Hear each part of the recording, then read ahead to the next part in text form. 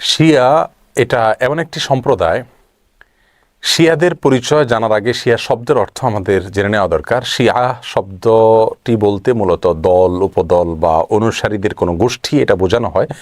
শিয়া বলতে বোঝানো হয় শিয়াতু আলিয়িন বা আলী রাদিয়াল্লাহু তাআলা আনহুর অনুসারী গোষ্ঠী, এদেরকে শিয়া বলা হয়। বা আলে বাইত রাসূল করিম সাল্লাল্লাহু আলাইহি সাল্লামের পরিবার কেন্দ্রিক যাদের ভক্তি, বিশ্বাস এগুলো গড়ে উঠেছে তাদেরকে সাধারণত শিয়া বলা হয়। শিয়াদের উৎপত্তি এটা সাহাবায়ে কেরাম রিদওয়ানুল্লাহ আজমাইন তাদের যুগ থেকেই বলতে পারি।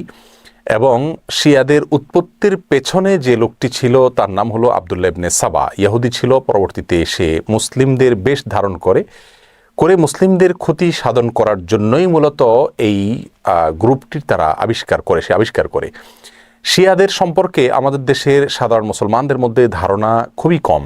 আমরা অনেকেই মনে করি মুসলিমদের মধ্যেই একটি সাধারণ দল শিয়া, অথচ শিয়াদের যে সমস্ত বিশ্বাস আছে সে বিশ্বাসগুলো ইসলামের একেবারে মৌলিক বিশ্বাসগুলোর সাথে অনেকগুলো বিশ্বাস আছে যেগুলো সাংঘর্ষিক।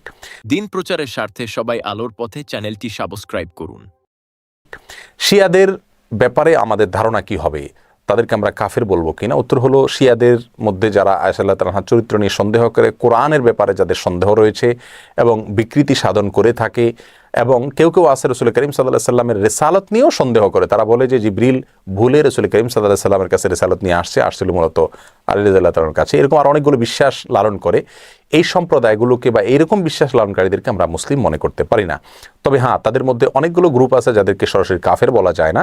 তাদের অনেকগুলো ভুল এবং ভ্রান্ত বিশ্বাস রয়েছে। এদের মধ্যে সবচাইতে সাধারণ যেটা বিশ্বাসের দিক থেকে সবচাইতে তুলনামূলকভাবে কম জঘন্য বলা যেতে পারে সেটা হলো আবু বকর রাদিয়াল্লাহু তাআলার চাইতে আলী রাদিয়াল্লাহু তাআলাকে খেলাফতের জন্য অধিক হকদার মনে করা। শিয়াদের অনেকগুলো ভ্রান্ত বিশ্বাস নিয়ে বিস্তারিত এবং বিশদ আলোচনা করা দরকার, তা না হলে তাদের বিষয়ে আমাদের ধারণা পরিষ্কার হবে না। একজন মুসলিম হিসাবে আমাদেরকে সঠিক ধারণা যেমন রাখতে হবে, তেমনিভাবে ইসলামের বিষয়ে কারা কি ভুল ধারণা লালন করে সেগুলো আমাদের জানতে হবে। কোরআন নিয়ে যারা সন্দেহ করে, সাহাবীদেরকে যারা গালমন্দ করে, সাহাবীদেরকে যারা কাফের মনে করে, এবং রাসূল করিম সাল্লাল্লাহু আলাইহি সাল্লামের সহধর্মিণীর চরিত্র নিয়ে যারা সন্দেহ করে, কোরআনের বিকৃতি যারা সাধন করে, এদের ব্যাপারে আমাদের ধারণা কি হওয়া উচিত সেটা আমার মনে হয় যে কোনো সাধারণ দর্শক শ্রোতাই আমরা সহজেই সিদ্ধান্ত নিতে পারবো।